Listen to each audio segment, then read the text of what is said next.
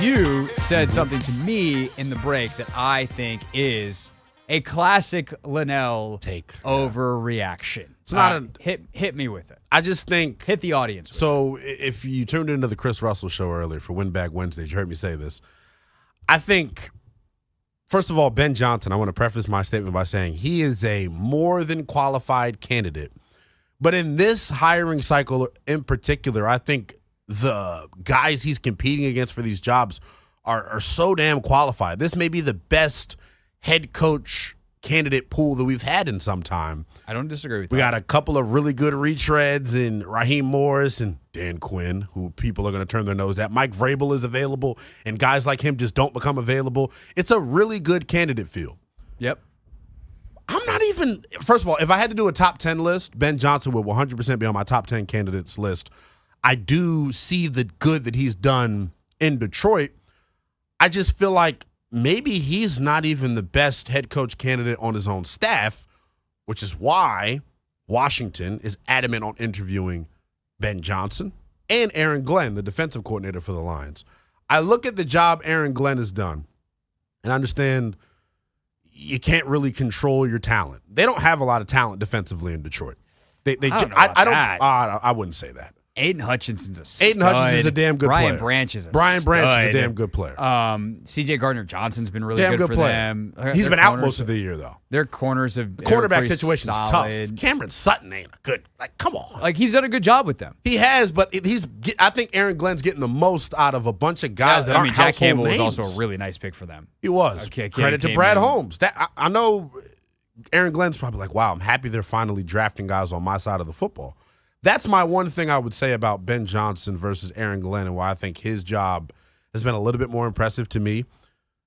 They don't, despite what Craig says, and we can disagree, I just don't think they have invested the resources defensively that they have on offense. Okay, so let's break that down on like a factual basis because what resources have been invested offensively? And this is not me saying they haven't, just to be clear. I don't want it to come off in the way I'm asking the question. What have they invested offensively? They spent money this offseason on David Montgomery. They used the first-round pick on a running back. They used a high pick on the tight end. They did. Panay Sewell was a first-rounder. He was a couple of years ago. Mm-hmm. But, like, in that time, they've also – and money. They also drafted Jack Campbell in the same exact draft that they drafted, and Brian Branch. In the same draft, they drafted Gibson. They drafted Aiden Hutchinson with their highest pick of all last year. Yes. Like, it's not really this big disparity between offense and defense and how they've done it. C.J. Gardner-Johnson, David Montgomery, like, I'd have to check, but I can imagine they're not making that much different money-wise. Gardner-Johnson's probably making more. I hear you on that. When you look at and then, like, the guy that also gets twisted in this is like, well, he has Amon-Ra St. Brown. He was a fourth-round pick that Johnson has turned into an all-pro or helped turn into an all-pro. Shout out to our guy, Antoine Randall. I'm about to say, can we give Antoine Randall some credit? Some credit. But no, I hear what you're saying. I understand there's pushback to what I said, but just from my optics at least, that's the way it feels. Now, if you go back and look at break it down. The actual information? Not with the actual information, but like look at it for what it is. Aiden Hutchinson is your big argument. For sure. But like it's a pretty significant argument. It is. It's the most they nailed. Who has more talent on which side of the ball though? Like when you look at it from that standpoint, like who's got the more talented players, their offense or their defense? I think it's pretty even. They're a really good football team. They're really Melifonwu playing good football. Yeah, like but again, Ben Johnson's got Amon-Ra St. Brown playing like Hall of Fame football. Like you don't get to have it both ways because a guy is playing really well for multiple years. And this is my thing where I feel like people are. Let me phrase it like this, Craig. Who on offense, right? They've got the best rookie tight end. I think Laporta was a phenomenal pick. Yes, the running back duo of Montgomery and Gibbs is they had top 3 in the NFL. The receiving, like when you look at when I say talent is different on offense and defense. When you look at like who's in a top 5 position at their group, or who's a top 5 player at their position group, a lot of those are on the offensive side for Detroit, not to defense. But how did they get there? That's my question. So let me not push back. Let me counter you with this. Right? Have you seen the viral Rams video about Puka Nakua's draft day? No. Oh, you haven't seen this? No, which I see everything, but I haven't seen this. I will try to recap it in 15 seconds. Basically, they're getting towards the 5th round, and Nakua's on the board, and Les Snead and Sean McVay are having a conversation, and Les is like, so you really like this kid, huh? And Sean's like, yes. And he's like, you have a plan for him. And Sean just starts going, he's like, we'll do this, we'll do this, we'll do this. He can block his face off. I love him, this. And Les is like, well, we only... his time wasn't very good, but his GPS data, if we ranked him on that, he'd be a top 10 guy in the class in terms of speed. Let's do it. And the reason they ultimately let's do it is because Sean had such a distinct plan for Nakua. If you watch Nakua on the Rams this year, you see Sean knows exactly what to do with that guy.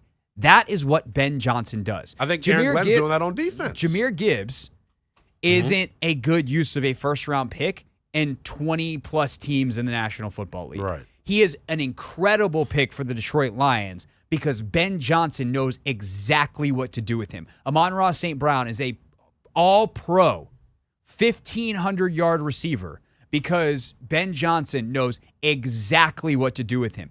There has been some revisionist history on Jared Goff that is driving me insane. His last 2 years in L.A. were not good. His first year in Detroit under Anthony Lynn as the OC was also not good. His last 2 years under Ben Johnson, phenomenal. Like, we can't just say, oh, the talent, because it's the top 5 guy at a position, when the reason that guy's top 5 at a position is because he's being put in an excellent position, strengths accentuated, weaknesses hidden, all that kind of stuff, complementary parts by a guy that has a plan. And that guy is to an extent Dan Campbell, is to an extent Brad Holmes, being able to find the talent. But if you listen to a guy like Adam Peters, he will tell you, if the coach doesn't have that plan, I can't go. If the coach doesn't give me the recipe, I can't buy the groceries. Ben Johnson has a recipe. He's good at identifying what he needs. And I think people are pushing back on that and are bored of it because he's been consistently excellent for 2 years, and it's not new and sexy like Bobby Slowick is with C.J. Stroud after 1 year, like Canellis is now because he's someone who's a little bit new. How is that? But I don't know. I just feel like the Ben Johnson thing qualified. I don't know. And we had this conversation before about not dinging a guy because of the talent that he gets to work with. It's up to him. Yes, the goal is ultimately, of course, to get talent and have someone work very well. You got to maximize that talent. And no one doubts that Kyle Shanahan's great. Right. No one also doubts that Kyle Shanahan has talent. That's why he's in his 3rd straight NFC championship. Ben Johnson has done a good job maximizing the talent, but you can make the exact same argument for Aaron Glenn on defense. You don't draft Brian Branch without having a plan for him. He was the ultimate 100%. hybrid tweener in this draft, and that's why he ultimately fell. Clearly, he was one of the top 10 defensive players in the class. Easily. But you had to have a plan for him, like you're alluding to. I even look at the 3 safety look that Detroit is now starting to go with, which is why they brought in Chauncey Gardner-Johnson. You had to have a plan for him. Damn good player, but the plan implemented by Aaron Glenn matters. I would say this too, and I know some people are going to be like, well, who cares about the NFLPA surveys? I do, when it helps my argument. I mean, we can be honest and transparent here. No, it's relevant. How players feel matters. He was number 1 in terms of the offensive defensive coordinator rankings. They let the players choose a top 5 list. His name was number 1.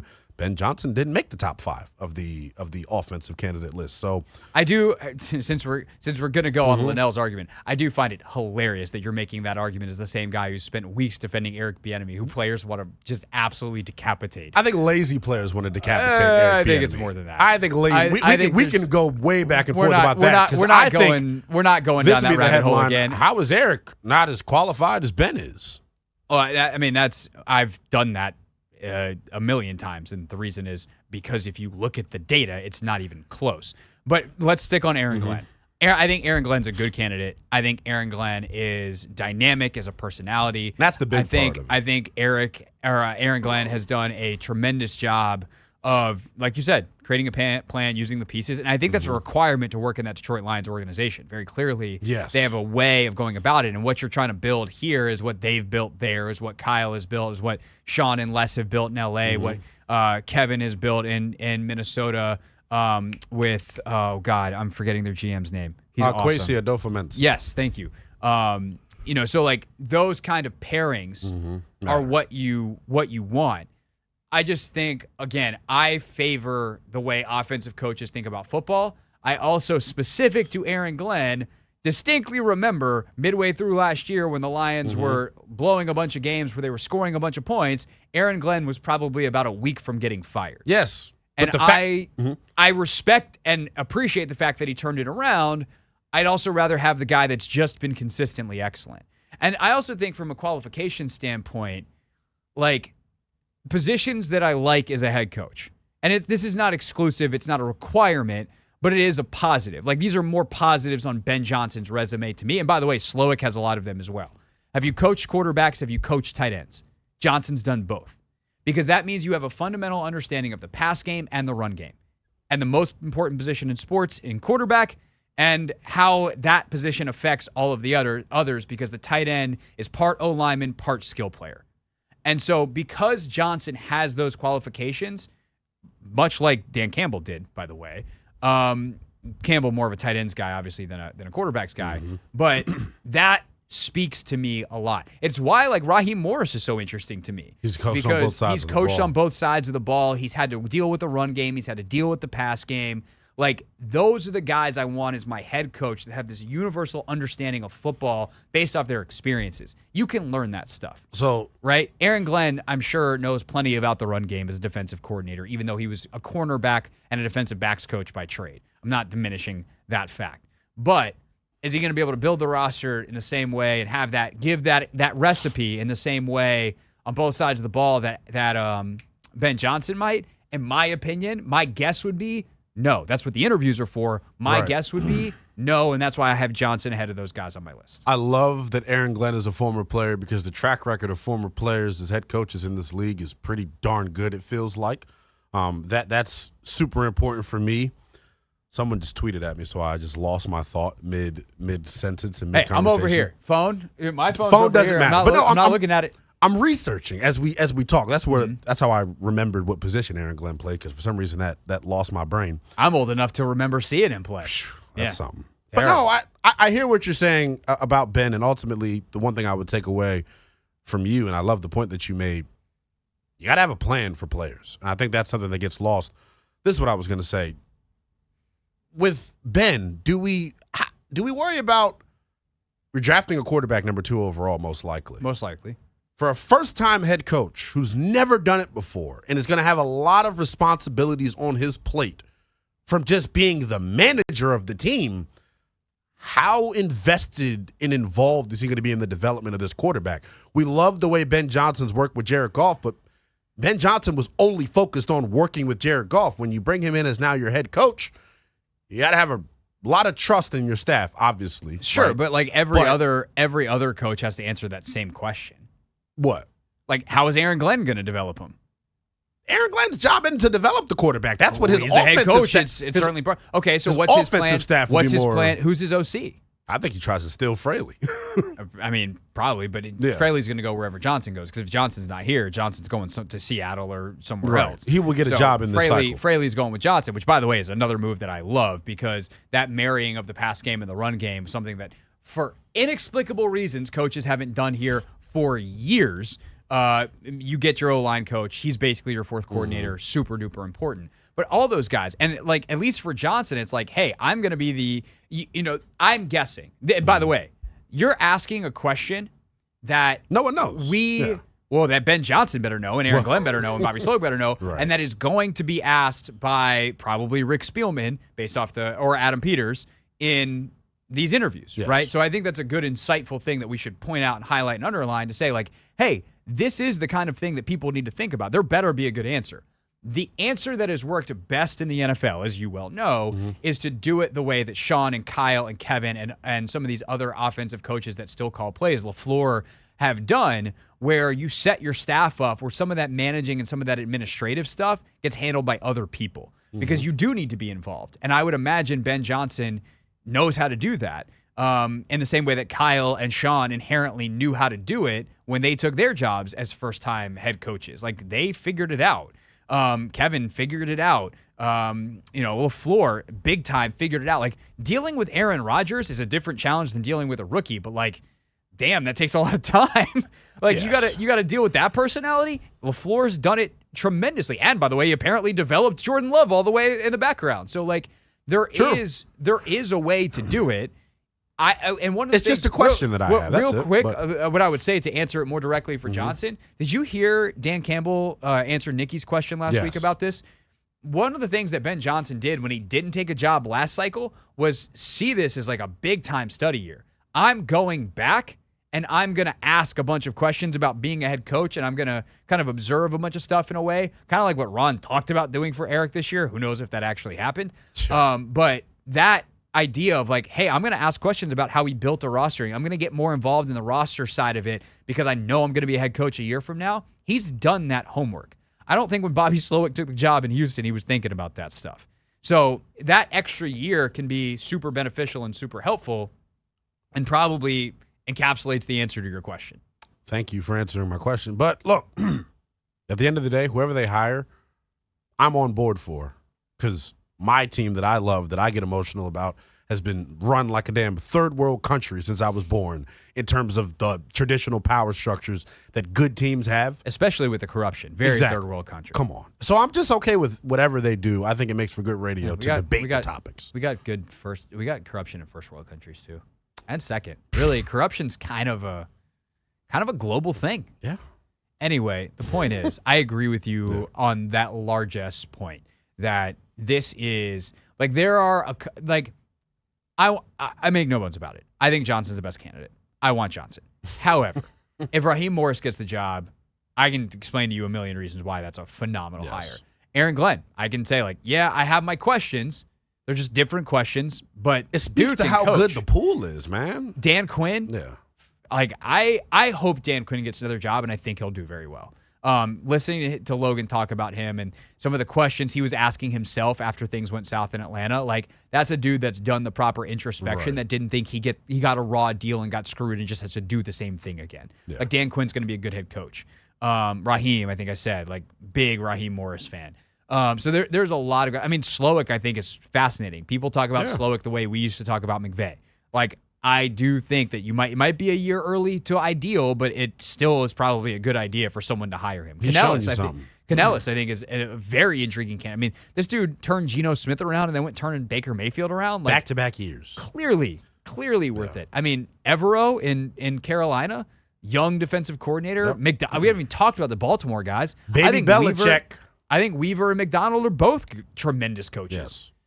Especially when Weaver's slept on one to me, because a lot of Baltimore's defensive linemen are homegrown, drafted guys that I believe with Jabbo, he wasn't healthy at first. Oweh, what he's done with him. Like, they also got Chuck Smith down there, the pass rushing savant, helping that part of it. But to your point, like, Baltimore's got two very good candidates, and I love Mike MacDonald. He's number one on my list, by the way. I would want Mike MacDonald. My only concern, as long as he doesn't hire Greg Roman.